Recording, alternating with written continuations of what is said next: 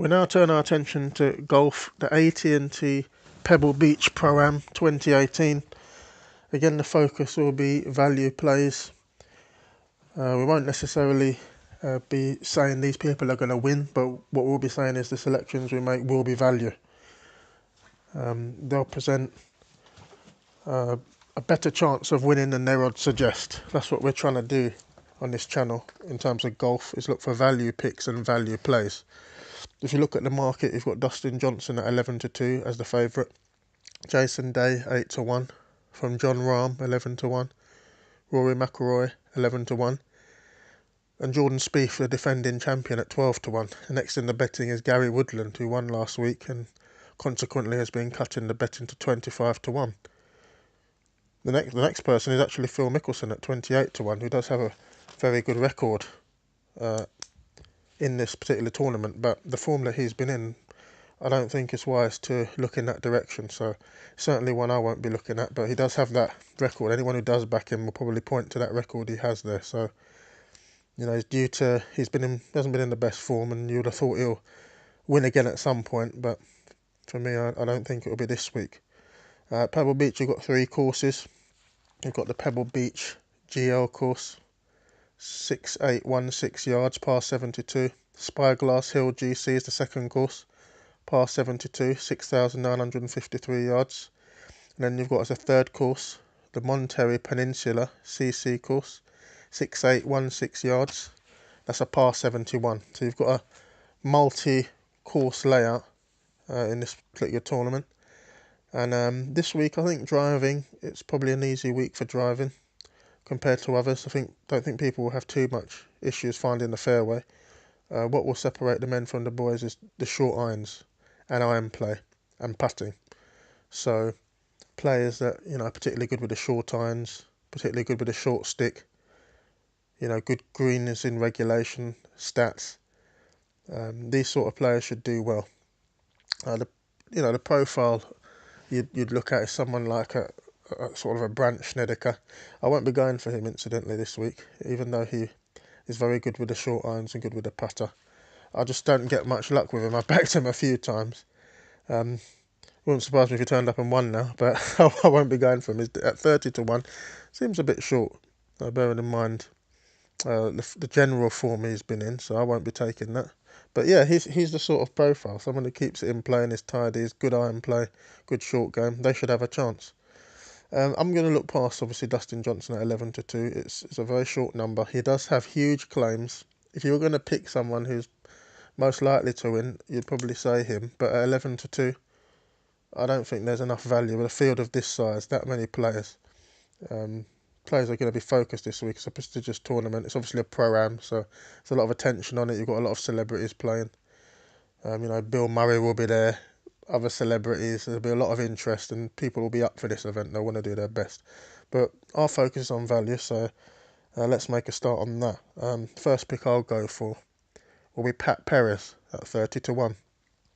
Pat Perez is a tremendous player, and is someone who doesn't get a huge amount of press. But if you look at the stats week in, week out, he's up there. He's just a very consistent player. He's not a huge hitter. He's just a tidy player. His iron play is good. He's extremely experienced. His course management is decent. And that'll be the first selection. Pat Perez at 30-1. His form's too good to ignore. So we're going to have to go for Pat Perez at 30-1. We're also going to take at the same figure Patrick Reed. It's actually 35-1 on Patrick Reed. Just someone we support on this channel, and it looks like we're just going to be backing him until he actually wins. He's been consistent, tied 23rd at the Farmers Insurance recently, tied 17th at the Waste Management recently as well, so you know, he's playing decently enough. Patrick Reed always keeps it in play. He's always tidy. He rarely has horrendous rounds. He's just a pretty consistent player, and we're just waiting for him to, you know, show his credentials. He's got 5 PGA Tour victories. He's a Ryder Cup player.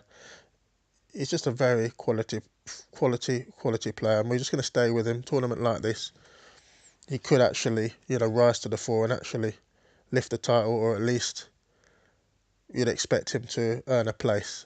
The basis that we're betting on is a fifth of the odds, 7 places. So it wouldn't surprise me if Reed you know, came up with a top 7 or even won the title. So we'll take Pat Reed 35 to 1. Looking down the betting, we're going to go also for Rafa Cabrera Bello at 60 to 1.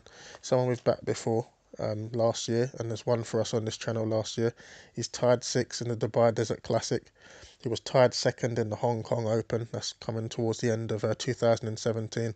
So he's in good touch, and he's been consistent enough over a long-term basis for me to have confidence in backing him at figures such as 60 to 1. He has the talent. He has, being a Spaniard, it's a bit of a cliche, a bit of a stereotype, but when you're following the likes of Sevi Ballesteros, Jose Maria Olazabal, you're going to have a good short game. It's going to be a focus of your game as a Spaniard coming up, and Rafa Cabrera Bello doesn't disappoint in that regard. He has a superb short game and he has the form, so we're going to take him 60 to 1. I think it's just a big number. We're also going to look at Charlie Hoffman. We're going to stay with him. We've backed him before. We're going to back him again. As I always say, we've tied 2nd with him last year to Jonathan Vegas. Lost in a playoff to Vegas in a tournament, but this year he's been consistent enough. Top 30s, tied 26th at the Waste Management, tied 35 at the Farmers Insurance Open. He's out at 70 to 1, and he's another one of these players that is kind of unheralded. No one talks about him much, but they know about him. He's consistent, he's reliable, and at 70 to 1, when you're looking at the short end of the market and you're seeing 11 to 2s and 8 to 1s, Jason Day 8 to 1, Dustin Johnson 11 to 2, Rahm 11 to 1, McIlroy 11 to 1. Then you see someone like Charlie Hoffman out at 70 to 1, who is tidy, he's a good iron player and has the pedigree, has the experience. You just think there's a little bit of value there. 70 to 1 is a big figure, so we're going to take it each way. Charlie Hoffman. We're also going to go for Kevin Chappell at 60 to 1. He's tied 31st in the Waste Management.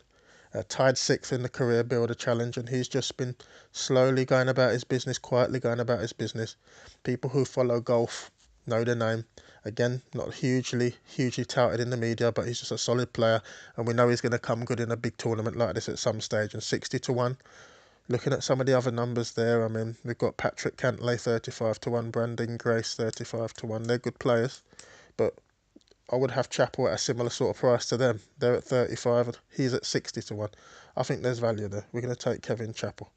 He's someone who can definitely put in put in decent rounds across the course of the tournament and do well. So we'll take him 60 to 1. Last selection. It's the biggest number I've got this week, which is 80 to 1. It's for a youngster. It's the 22-year-old Beau Hossler. Tied 20th in the Career Builder, tied 35th in the Farmers Insurance, and tied 17th in the Waste Management. Those are very consistent numbers for someone of his age. He's young, he's got an illustrious amateur career. He's someone, obviously, for the future.